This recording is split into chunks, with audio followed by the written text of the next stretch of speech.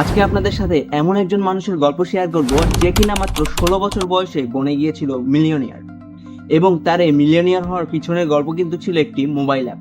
হ্যাঁ, বলছি নিক ডি অ্যালিসিওর কথা, যে কিনা তার ১৫ বছর বয়সেই একটি কৃত্রিম বুদ্ধিমত্তা অ্যাপ তৈরি করে বিশ্বকে তাক লাগিয়ে দিয়েছিল, যার নাম ছিল ট্রাইমি, এবং পরবর্তীতে এই অ্যাপটির নাম চেঞ্জ করে রাখা হয় সামলি।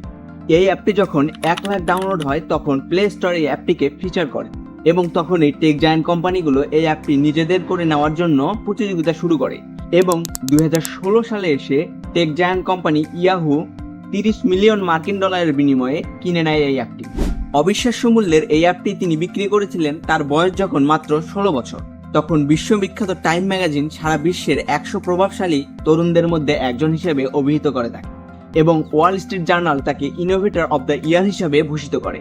তো চলুন এবার জানি তার এই অ্যাপটির ফিচার কি ছিল।